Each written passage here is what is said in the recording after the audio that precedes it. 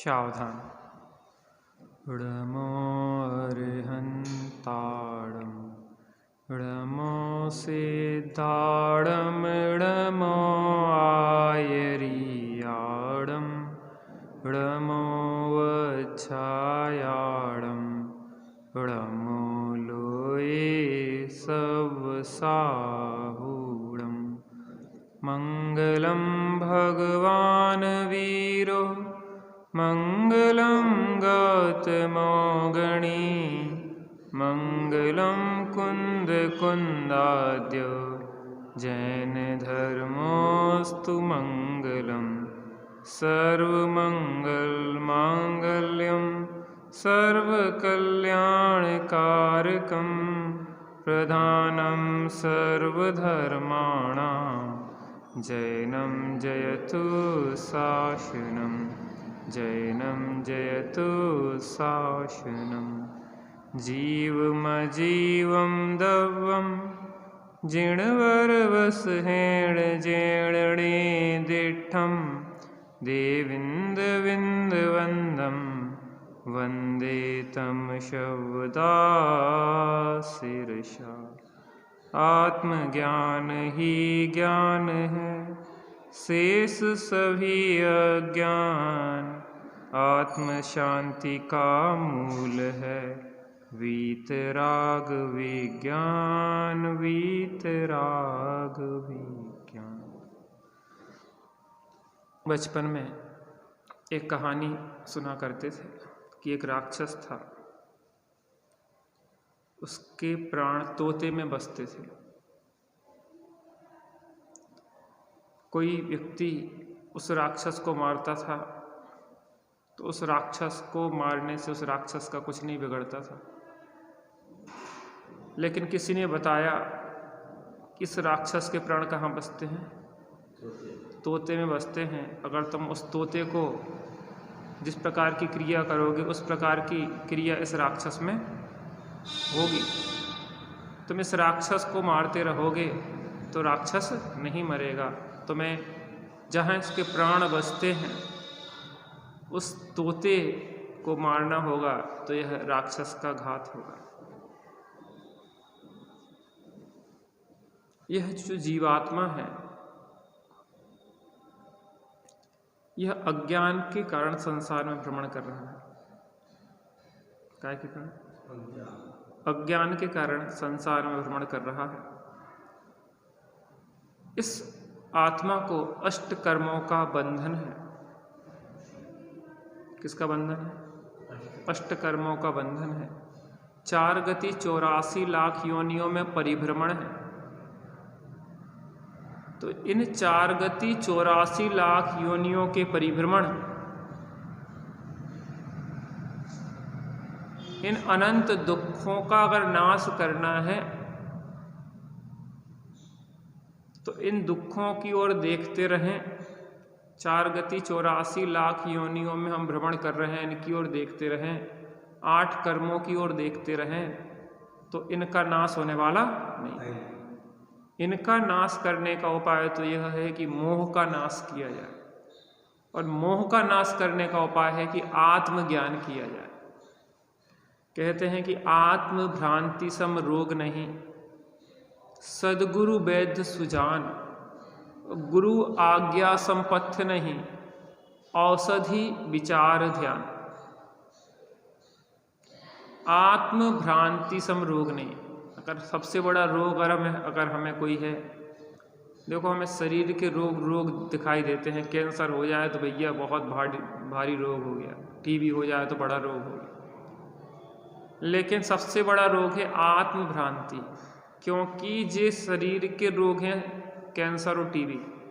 और कैंसर और टीबी रोग तभी तकलीफ दे सकते हैं जब हम अपने को शरीर देखें। जब हम अपने को आत्मा देखते हैं तो जो शरीर के जो रोग हैं वह क्या होते हैं? अपने दिखाई ही नहीं देते।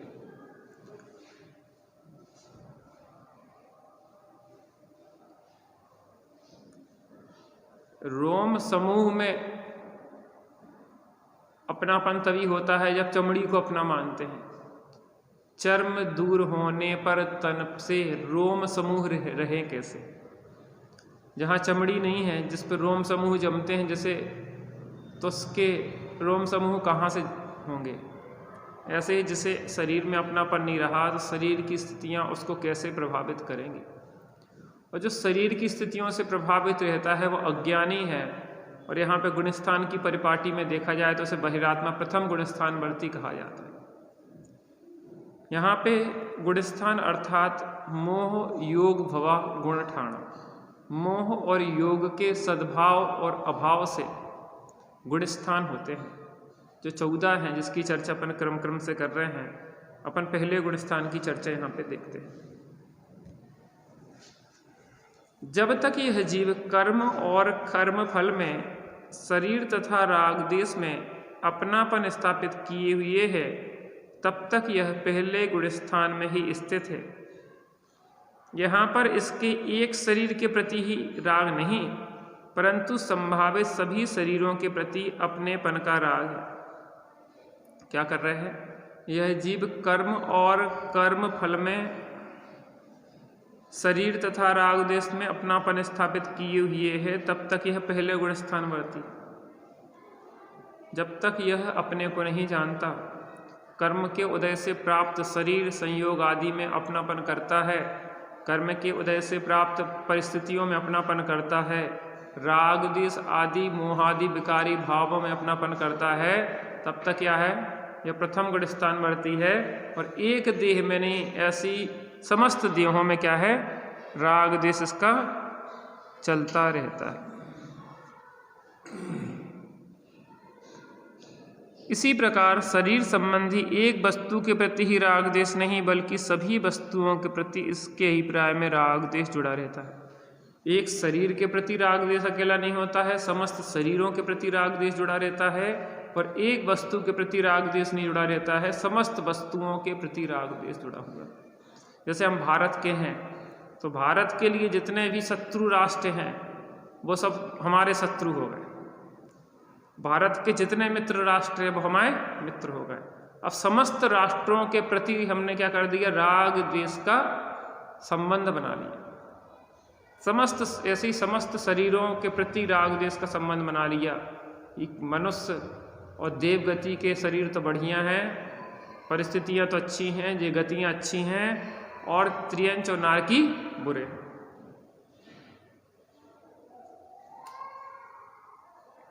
अपनी स्त्री, अपनी माँ, पिता, बच्चे, धन संपत्ति, मकान में अपनापन हुआ तो अन्य जो उसके अनुकूल हुई उनसे राग और उसके प्रतिकूल हुई उनसे द्वेष। समस्त विश्व के साथ राग द्वेष खड़ा हो जाता। अमेरिका कैसा है?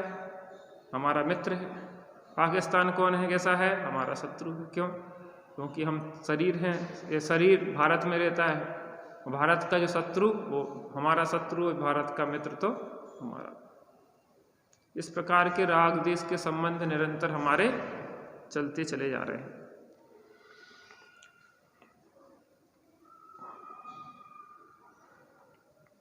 पंडित जी, तो क्या हमारा देश के प्रति कुछ कर्तव्य नहीं? देश के प्रति पूरा कर्तव्य है।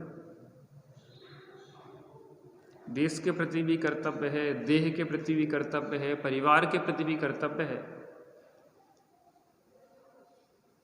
देश के प्रति कर्तव्य को हम कैसे निभाएंगे? देश के प्रति कर्तव्य को देखो क्या होता है। आपके पड़ोसी के घर में आग लग जाए तो क्या पड़ोसी का घर आपका घर है? नहीं है। फिर भी आप उसके घर की आग बुझाने में सहयोग करेंगे कि नहीं करेंगे? जबकि आप यह जानते हैं कि पड़ोसी का घर हमारा घर नहीं है, लेकिन उसके बाद भी पड़ोसी के घर में आग लगे तो इसलिए बुझाते हैं क्योंकि उसके घर की आग हमारे घर तक आ सकती है। दूसरी बात, पड़ोसी हमारा है, हमारे सुख दुख में सहयोग देता है, तो हमारा एक नैतिक कर्तव्य भी बनता है कि हम पड़ोसी की मदद करें जो हमारे सहयोगी है।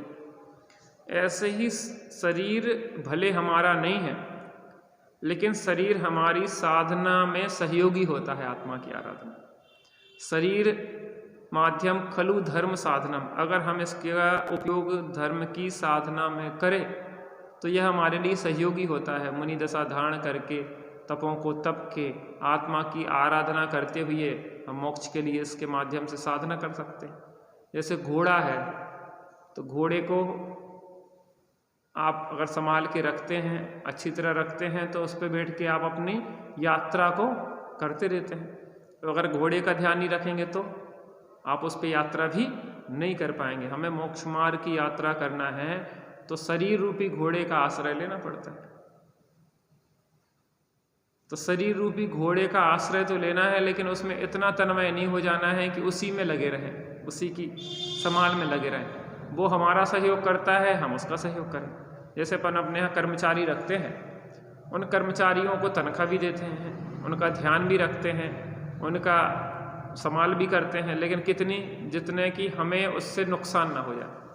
वो हम उसको 50,000 रुपया दें और कमाएं उसके माध्यम से 40,000, या वो दिन भर बैठा बैठा टाइम पास करता रहे, कमा के कुछ देना। तो ऐसा कर्मचारी आप रखेंगे?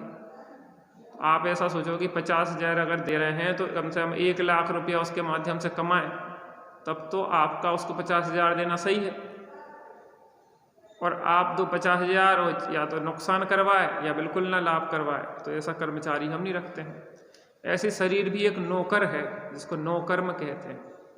इस नौकर का हम उतना ही उपयोग करते हैं, उतना ही सहयोग करते हैं जितना कि जो हमारी आत्म साधना में सहयोग करता है।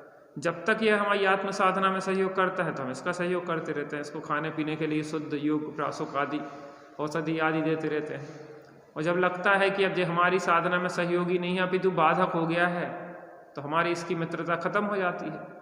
क्योंकि मित्रता क्या होता है, एक दूसरे के परस्पर सहयोग और संबंध से चलती है। तो शरीर शत्रु नहीं है, शरीर एक अच्छा मित्र है, लेकिन हम उसके मोह में पड़ के अपने को ना भूल जाएं। अपनी खबर रखते हुए उसका को माध्यम बना के अपनी आत्म आराधना करें तो बहुत बढ़िया है। और इसमें लग जाएं तो मिथ्यात्व है, अज्ञान है। साधक भी शरीर का ध्यान रखते हैं, लेकिन उसमें अपनापन नहीं करते। जहाँ जिस देश में रह रहे हैं, राजा को भी कहते हैं कि 10वां हिस्सा आप जो धर्म करते हैं उसका 10वां हिस्सा राजा को जाता है, अगर अच्छा शासन सुशासन है। क्योंकि वो अगर वहाँ पे हमारी सीमाओं पे सिपाही आदि के माध्यम से और देश में शांति बनाकर अगर वो व्यवस्थित सुशासन नहीं करे तो हम धर्म आराधना कैसे करेंगे? तो राजा के प्रति भी कर्तव्य है, राज्य के प्रति भी कर्तव्य है, देश के प्रति भी कर्तव्य है, क्योंकि वह हमारे लिए साधना में सहयोगी है। लेकिन मूल लक्ष्य है आत्मा की आराधना, और उसके लिए जो सहयोगी हैं उनके प्रति सबके प्रति कर्तव्य है। स्त्री पुत्र कुटुंब के प्रति भी कर्तव्य है, क्योंकि वह हमारी साधना में सहयोगी हो। और वह साधना में सहयोगी ना हो कि हमें मोह में फंसाएं, तो वो शत्रु हैं, मित्र नहीं है हमारे से, वो परिवारी जन नहीं है, वो हमारे क्या है, ठगों की टोली है। तो यहाँ कह रहे हैं इसी प्रकार शरीर संबंधी एक वस्तु के प्रति ही राग द्वेष नहीं है, बल्कि सभी वस्तुओं के प्रति इसके अभिप्राय में राग द्वेष पड़ा हुआ है। शरीर के होने से इसका होना और शरीर के नाश से इसका मरण है। इसका सुख भी इसके सुख की मान्यता भी पर से है, बाहरी पदार्थों से है। उसका दुख भी इसके दुख की मान्यता भी पर से बाहर से है। माने हमारा सुख दुख सब दूसरों पे आश्रित है। हे स्त्री तुम हमारे अनुकूल चलती रहोगी तो हम सुखी बने रहेंगे, हे पुत्र तुम हमारे अनुकूल बने रहोगे तो हम सुखी बने रहोगे, हे शरीर हमारे अनुकूल बने रहोगे तो हम सुखी रहेंगे। ये हमारी मान्यता किससे है आश्रित? पराश्रित है। हमारे क्या होना चाहिए? स्वाश्रित होना चाहिए हमारा समस्त का।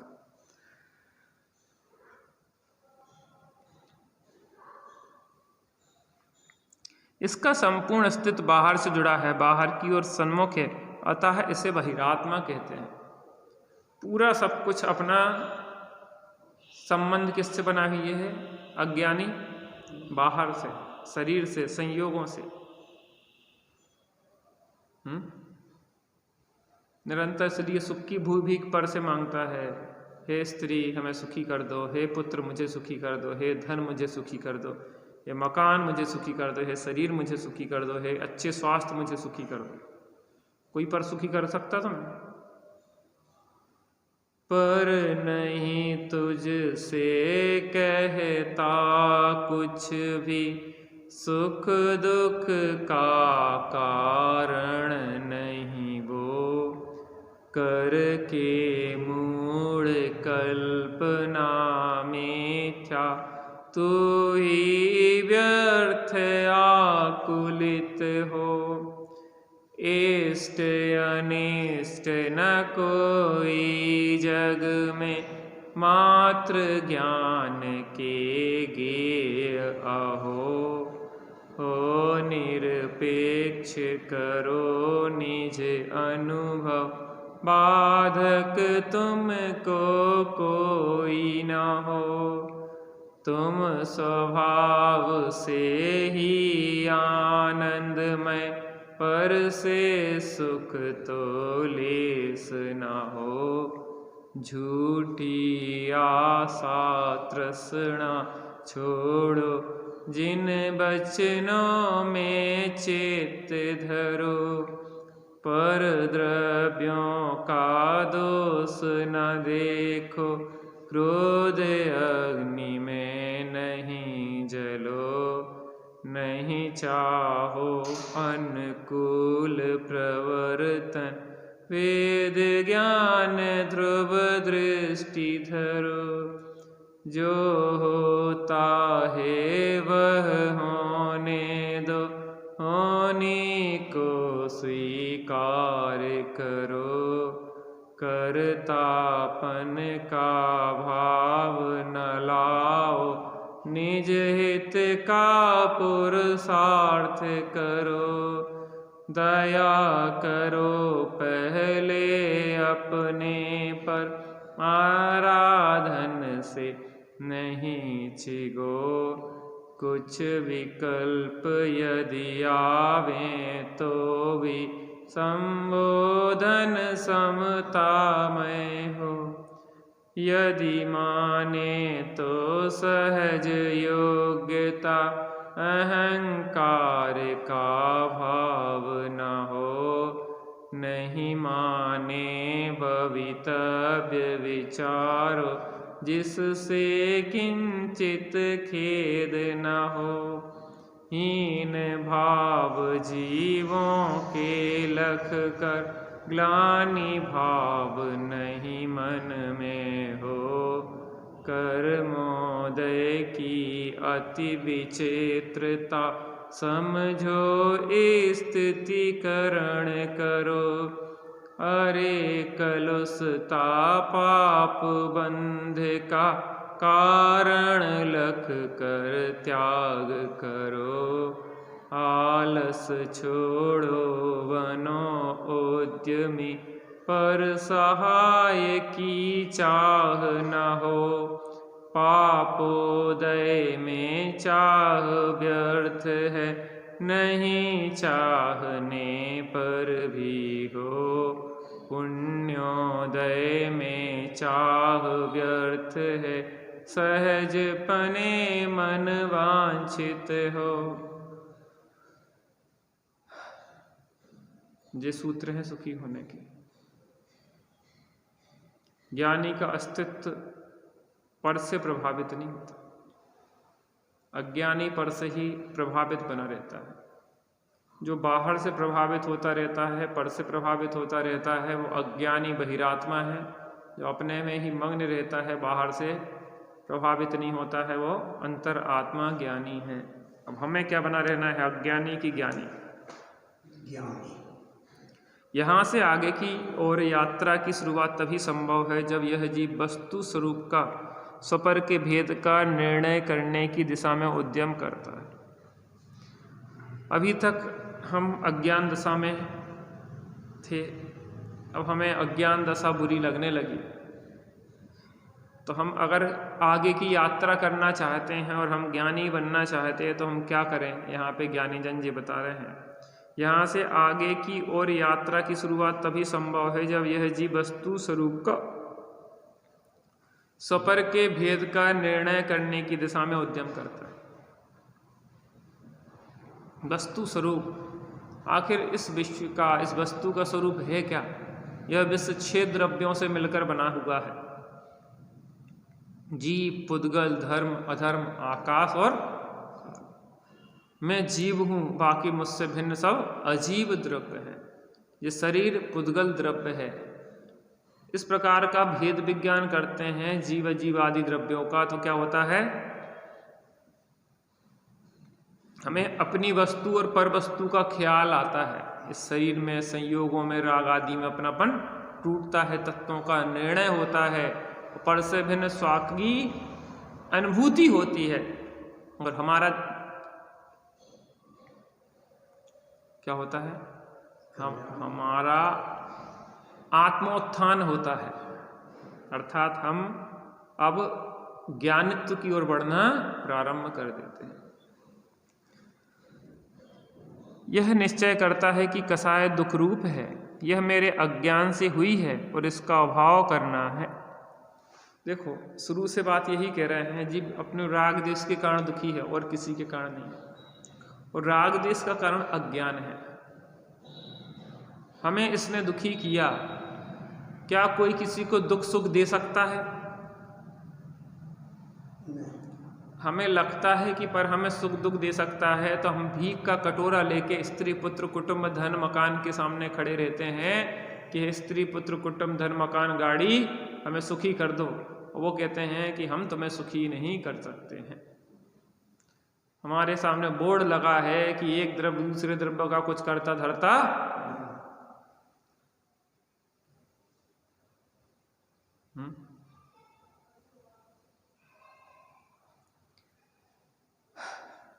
वस्तु स्वतंत्रता है।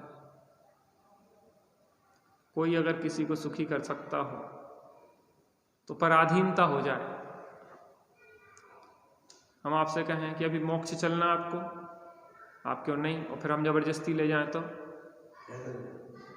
आपको बहुत पराधीनता हो गई। सुखी करने में भी पराधीनता है जबरदस्ती का। कोई नहीं जाना चाह रहा। इस जीव राशि में से अनंत जीव राशि तो अनंत काल तक मोक्ष जाएगी ही नहीं। अब कोई जबरदस्ती उन्हें मोक्ष ले जाना चाहे, वो कि हमें तो अभी यही मजा आ रहा है, और अगर उसको जबरदस्ती मोक्ष ले जा जाए तो मोक्ष भी उसको नरक जैसा प्रतीत होगा। क्यों? क्योंकि वहां कुछ करने धरने को है नहीं। हो जैसे अभी कर्तृत्व है, उसे मोक्ष कैसा प्रतीत होगा? मान लो किसी को दिन रात करना व्यापार धंधा चें पे पसंद है, उसको जाके जंगल में रख दिया जाए अकेले, जहाँ कोई मनुष्य ना हो, किसी से बातचीत ना हो, कुछ करने धरने को नहीं हो। अब उसको क्या लगेगा कि जैसे नरक में आ गए हो साक्षात। वो शांति भी काटने को दौड़ती है। कुछ लोगों की ऐसी आदत होती है बीवी बच्चों के बीच चेपों में जीने की, कि बीवी बच्चे अगर चले जाएं तो कहता है कि अब क्या करें, अब की खिलाना जिए, अब कछु तो रहो नहीं है, अब तो मर जाए हम। शांति काटने में होती है, वो शांति में बड़ा आनंद आता है। कि सबको आता है, सबको आता है ना, सबको सबकी बात कर रहे हैं, अज्ञान दशा की बात कर रहे हैं हम तो यहाँ पे। अज्ञानी जिसको कर्तृत्व का भूत सवार है, करना दिन रात लगा रहता है उसी में 18-20 घंटे, उससे कहा जाए कि अब शांति से रहो, कुछ नहीं करना तुम्हें, 2 टाइम की भोजन दे दिया करेंगे, बस तुम आराम से रहो, रह सकता हो? नहीं रह सकता, क्योंकि आदत उसकी कुटेव है। एक स्त्री थी, उसका पति उसको रोज मारता था। जब से शादी हुई थी उस दिन से आज तक बेनागा 20 साल से वो मारता था। सुबह उठते से ही गालियाँ और घूसा और लातों से उसकी सुबह होती थी। 20 वर्ष बाद एक दिन वो पति चला गया सत्संग में। उसने सुना कि किसी को प्रताड़ित नहीं करना चाहिए, सब अपने जैसे जीव हैं, ये बहुत बड़ा पाप है। तो उसके परिणाम बदले और घर गया। आज बड़े प्रेम से बोला स्त्री से, ना उसको गाली दी, ना उसको मारा, ना पीटा, कुछ किया। तो स्त्री कहने लगी, क्यों आपकी तबीयत ठीक नहीं है क्या आज? बोले आज बहुत अच्छी तबीयत है, आज बहुत अच्छा मन है, कल मैं सत्संग में से आया हूँ। नहीं कुछ तो बात है। बोले नहीं आज वास्तव में बहुत अच्छा है, कुछ बात है, आज तुमने मुझे गालियाँ नहीं दी, आज तुमने मारा पीटा नहीं है, आज मुझे पता नहीं हाथ पाँव टूटन सी हो रही है, क्योंकि लात घूसे खाने की क्या हो गई थी आज? आदत पड़ गई थी। ऐसे अज्ञानी को टेप है पर के कर्तृत्व की, जैसे कि पर के कर्तृत्व की कुटेपें हैं, वो शांति से बैठ सकता क्या? यहाँ स्वाध्याय बैठा दो तो चटाइयाँ फाड़ता है वो। देखा आपने चटाइयाँ फाड़ी कभी?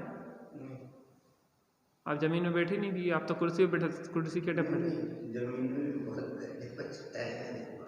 आदमी क्या करता, सीखे खींचत रहते चटाइयाँ, लकड़ी की चटाइयाँ होती पहले, उनकी सीखे खींचत रहते। स्कूल में बच्चा होता ना कचू, इतना कचरा जोड़ देते, सीखे खींच खींच के लकड़ियाँ वाई चटाइयाँ की। क्या मन नहीं लग रहा हो तो क्या करेगा आदमी? जैसे जो करेगा ईगो फाड़ेगा, उसको करेगा, वैसा करेगा।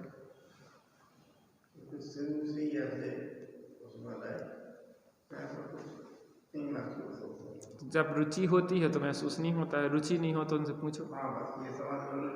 स्कूल में बैठे रहेंगे तो वो पहले पुराने मिट्टी के होते ना, तो वो नाखून से कुरेदे रहते, जमीन में गड्ढा कर देते हुए धीरे धीरे कुरेदे रहते। तो रुचि होता है तो मन उपयोग नहीं भटकता है, जहाँ रुचि नहीं होती है वहाँ उपयोग को भटकता रहता है।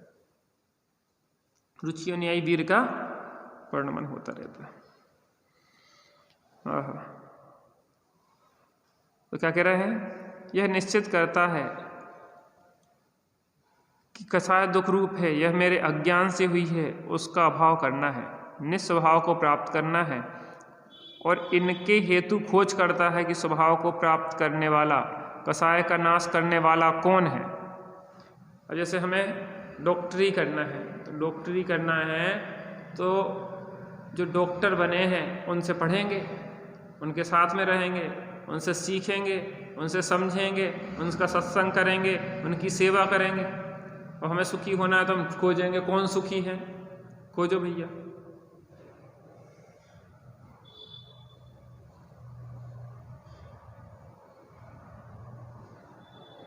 तिहारे ध्यान की मूरत अजब छवि को दिखाती है, विषय की वासना तज कर निजातम लो लगाती है। तेरे दर्शन से स्वामी लखा है रूप में मेरा, तजू कब राग तन धन का, ये सब मेरे विजाती हैं। तिहारे ध्यान की मूरत अजब छवि को दिखाती है।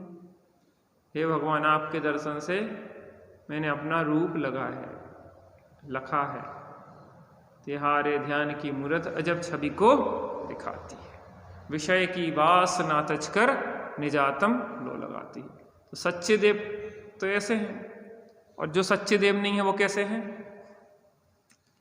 जगत के देव सब देखे, कोई रागी कोई द्वेषी। जगत के देव सब देखे, कोई रागी कोई द्वेषी। किसी के हाथ आयुध है, किसी को नार भाती है।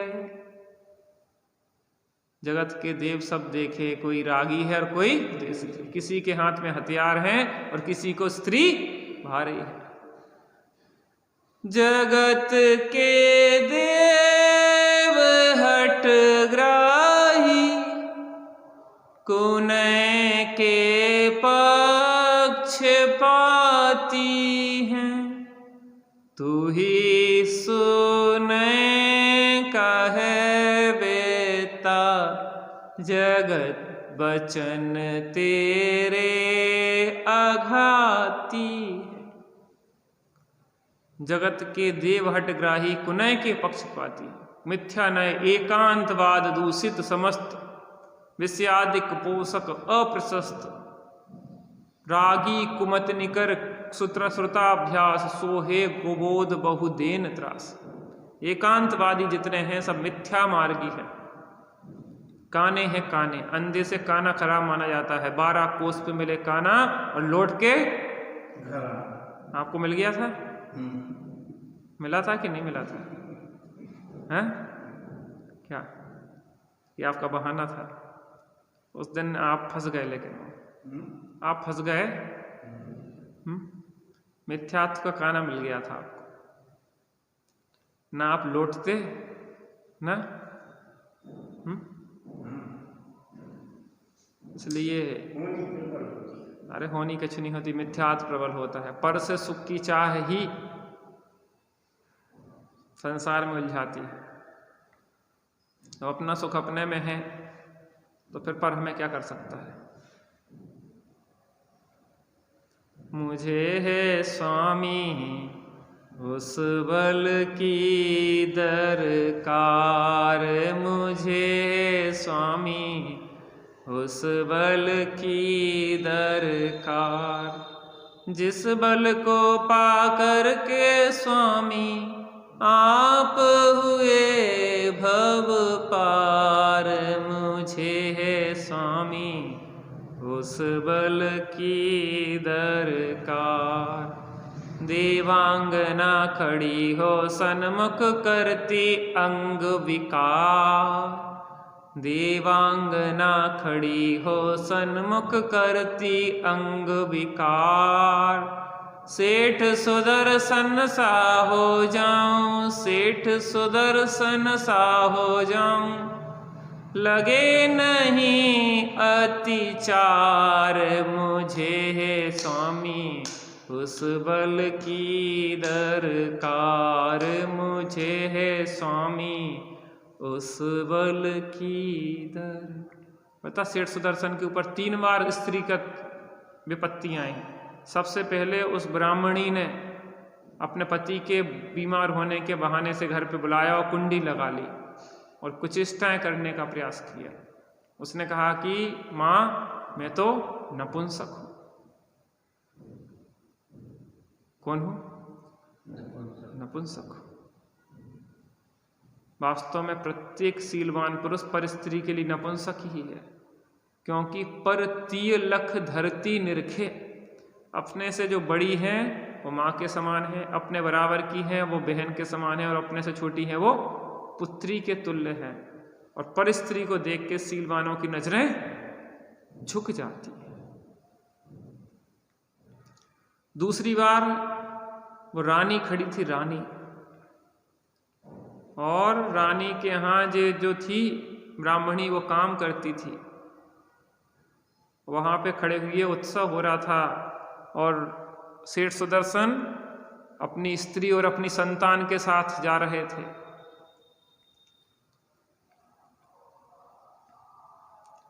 तो रानी ने पूछा कि ये तो बहुत सुंदर है, कहले वो तो नपुंसक है, लेकिन फिर ये संतान किसकी है? क्या संतान? अरे इसकी संतान भी है, इसका मतलब इसने मुझसे झूठ बोला, इससे तो बदला लेना चाहिए। रानी से कहा कि अगर तुम वास्तव में तुम्हें घमंड है अपनी सुंदरता का, अपने क्या स्वरूप का, तुम्हें हाव भाव का, तो तुम इनका सील भंग करके दिखाओ।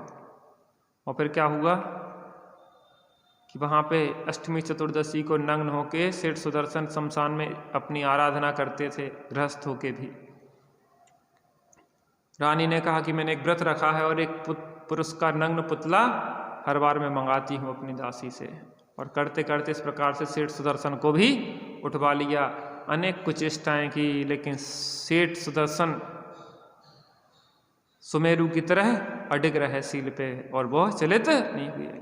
तीसरी बार जब वो मुनि बन गए थे और एक वेश्या ने आहार देने के बहाने अपने यहाँ बुलाया और कई दिन तक अपने घर में रखा। क्या? और उनके साथ जबरदस्ती की, लेकिन वो मुनि दशा में, जो गृहस्थ में इतना दृढ़ रहा हो मुनि दशा में कैसे विचलित हो सकता है? और कई दिन तक उसने कुछ चेष्टाएं की, लेकिन अंतोगत्वा असमर्थ हुई। वो सेठ सुदर्शन कहाँ चले गए? मोक्ष चले गए। कहाँ से? कहाँ से मोक्ष गए सेठ सुदर्शन?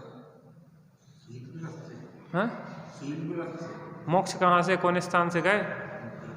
पटना से गए शायद। हाँ, पटना से गए मेरे ख्याल में। मोक्ष चलेगा, सेठ बनिया मोक्ष चला गया, इतने दृढ़ थे वो। क्षत्रियों का मार्ग होते हुए भी उनने एक मिसाल कायम की कि हर व्यक्ति जो दृढ़ है वो अपना कल्याण का मार्ग प्रशस्त कर सकता है। तो यहां कह रहे हैं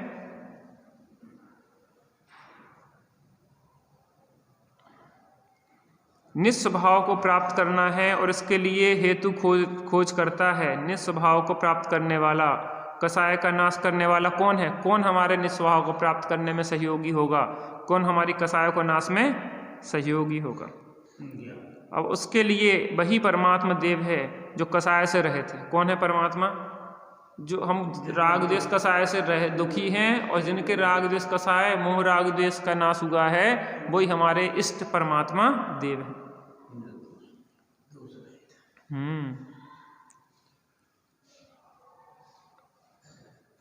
जिसने स्वभाव को प्राप्त किया है वही पूजने योग्य है, वही साध्य है। जो सुखी हुआ वही साध्य है, वही हमें सुखी होने का मार्ग बता सकता है। वही शास्त्र है जो कसाय के नाश और स्वरूप की प्राप्ति का उपदेश दे। कौन सा शास्त्र है?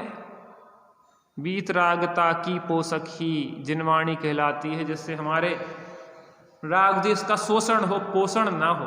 राग देश की अभाव के ओर हम उन्मुख हो, किसी प्रकार से हमारा राग देश का अभाव हो। और वही गुरु है जो इस कार्य में प्रचुरता से लगे हुए हैं, जो अपनी आत्मा के कल्याण में प्रचुरता से लगे हुए हैं। दिन रात आत्मा का चिंतन मृदु संभाषण में, वही कथन निर्वस्त्र दिगंबर काया से भी प्रकट हो रहा अंतर। हे गुरुवर शाश्वत सुख दर्शक, यह नग्न स्वरूप तुम्हारा है।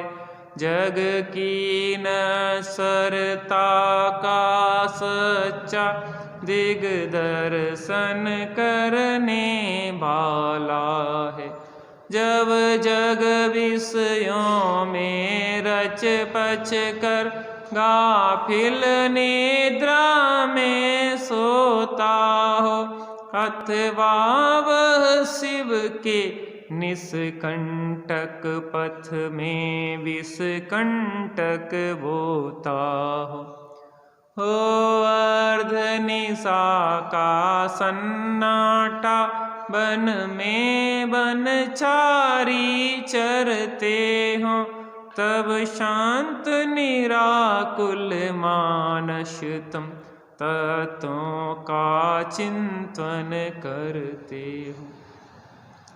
करते तप शैल नदी तट पर, तरुतल वर्षा की झड़ियों में, समता रस पान किया करते, सुख दुख दोनों की झड़ियों में।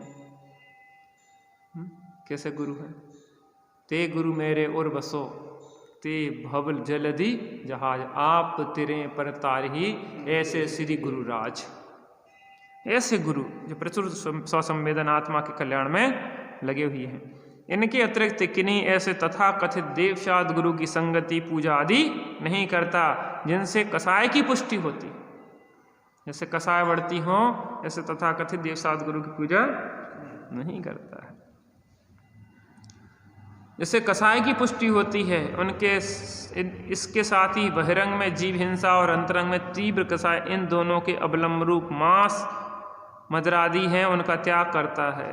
देवशाद गुरु तत्व विचार जो मिथ्यात्व को गलाते हैं और बाह्य जीवन की पवित्रता, अन्याय अनीति पक्ष, लोक विरुद्ध, राज विरुद्ध, धर्म विरुद्ध कार्यों का त्याग, अनंतानमंदी कसायों को गलाते हैं, क्योंकि मिथ्यात्व और अनंतानमंदी साथ में जाते हैं। तो दोनों तरफ से काम करता है। यहाँ तत्वों का निर्णय करता है, देवसाद गुरु का निर्णय करता है, और यहाँ अपने कसायों की तीव्र कसाय रूप हिंसा आदि पापों से बचता है, तीव्र कसाय के कार्यों से बचता है और प्रशस्त कार्यों में लगता है।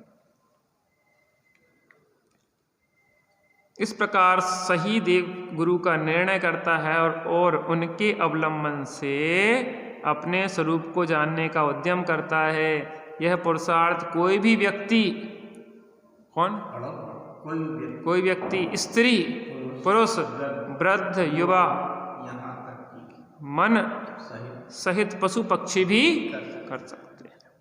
सैनी पंचेंद्री कोई भी हो, चारों गतियों के जीव, यह परमात्मा की यात्रा प्रारंभ कर सकते हैं किसी भी गति से, लेकिन पूर्णता मनुष्य गति से निर्ग्रंथ दिगंबर दशा में ही होती है।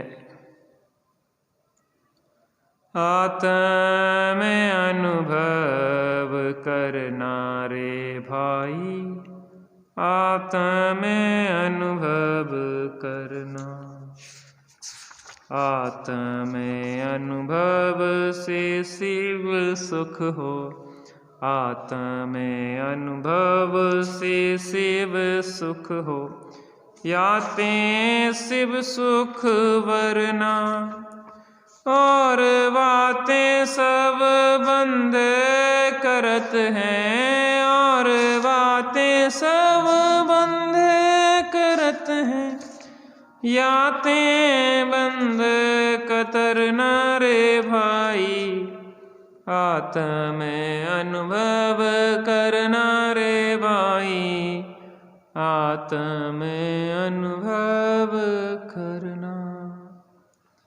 सापेक्ष अमृत जिन बचन निरपेक्ष, सत चैतन्य घन दरसा रहे, कलिकाल में अनुभव करो है, भव्य जन तीर्थंकरों के विरह में यदि न रहे जिन बचन, तो स्वपरहित कैसे करें इस जगत में फिर भव्य जन। अज्ञान बस भ्रमते रहें, पशुबत सदा ही दुख सहें, धनी धन्य है बेजीव जो, जिन बचन सुन निज हित कर।